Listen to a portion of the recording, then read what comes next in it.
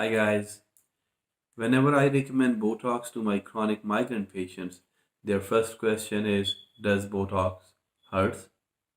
And my answer is, it's not as painful as it sounds.